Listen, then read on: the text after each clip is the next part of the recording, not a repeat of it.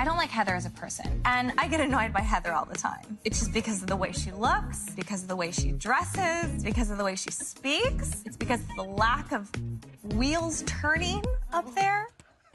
She's a reality TV diva who served the drama and the fashion for 5 seasons on Selling Sunset. Her book, How to Be a Boss Bitch, is available in paperback right now. We're so excited to chat with the one and only Christine Quinn. Yes, Christine. First of all, the way you just said the title of her book. Yeah. No, it's Yes. like, it's literally the manual I read in my life. But I gotta know, the trailer for the new season of Selling Sunset just came out.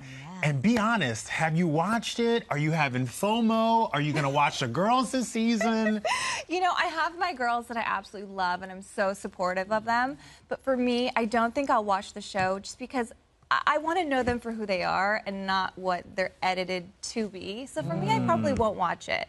But I did hear that my name was being dropped in the trailer. So I'm guessing you and Chrishell have not made up. No, I feel like Chrishell and I are actually not on bad terms. We really aren't. I told her on Twitter, I said, I'm open to reconciliation. And she hearted it, and there was like a cute little combo. So who knows what the future holds. Okay, I love the fact that right now you just said for who they really are, and you mentioned the little thing about editing. Yeah. Get into that, because it's been said that you actually intentionally, or maybe just hamming it up as the villain role. Do you think viewers actually have an accurate portrayal of who Christine really is? I think when we first started filming the show, I played into it. I have a background in acting. That's what I did. So for me, it was like, I'm going to give it my all, and I'm going to give them a show. But I didn't realize that people would think everything was real, and so that was a little bit hard. But I feel like doing interviews and things like this, people understand, like, okay, like she was playing a character, and that's fun. Yeah. Do you feel like everyone else is portrayed accurately? Ooh. I don't think everyone is portrayed accurately. I feel like, you know, there's definitely people that are set up to be, you know, the newcomers and the underdogs, so they already have an idea. But, I mean, everyone hams it up a little for the show. Well, speaking of the show, Rae El Moussa was sitting right there when Shocking she awe. announced that Netflix has not called her back to film season 7.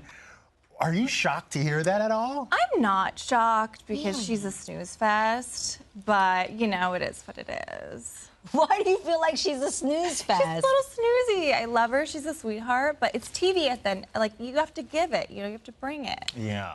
So She said it's TV, and you really have proven to be reality TV gold. So would you ever go back and do more reality TV? Would you do another show like $1 Million Listing or The Real Housewives of Beverly Hills? I love watching The Housewives, and I love reality TV. Like, I'm all for it. But for me, I would love to get back into scripted. That's what I would really love to do. Yeah. Like Lady Gaga did, basically, with her career. That's what I would love to do. Oh, good for you. Well, speaking of your career, honey, How to Be a Boss Bitch is out on paperback.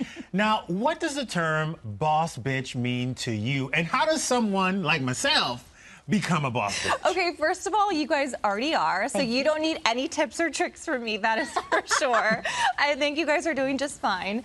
But for me, you know, the book was really all about confidence. So that was my #1 takeaway when I started writing the book, is people were asking, how can I be confident? It was something that I didn't really understand. But through years and years of rejection and being told no, I mean, you guys understand how that works in the industry. Yeah. I learned how to set boundaries and how to say yes and how to say no and how to not be a people pleaser.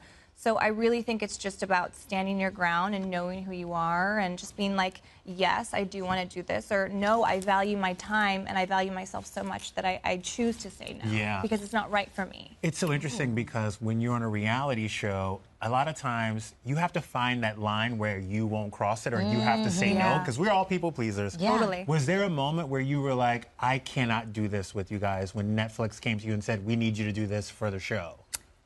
I mean, there was a lot of times. There was a lot of times. But, I mean, a specific instance I can't really think of. It did happen a lot, but I said no, or I wouldn't show up, and I'm like, this doesn't, like, this doesn't make me feel good. I don't feel good if I do this or I say this. Yeah. So, yeah, there was many times where I stood my ground, and I'm glad that I did, and then they respected me for it, you know? I love that. Yeah. I love that. Well, one of the grounds that you stand on and is stunning on is the red carpet at fashion events. You have attended literally some of the most epic ones of the year. Epic. Have you had any fun celeb run-ins? My favorite run-in, well, I've met so many great people, but my favorite one is Anna Wintour. I mean, she's obviously incredible. I met her at a Balenciaga show, and her and I just started chatting. I completely blacked out. She took her sunglasses off. She was laughing. Everyone's like, what did you say? I was like, I have no idea. I just talked to Anna Wintour, and I completely blacked out.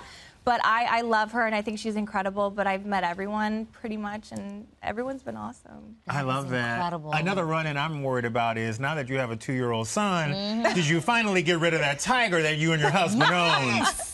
Okay, to clarify, I never ever had a tiger. Okay, I was like, what? It was the best rumor ever because my neighbors were terrified of me, even more than they already are, so that's great. But no, it was for MTV Cribs, and he was part of our shoot. He was our little friend for the day, and but I do not have a tiger, no. By the way, you shouldn't have said that because people are scared to come to your house. Yes.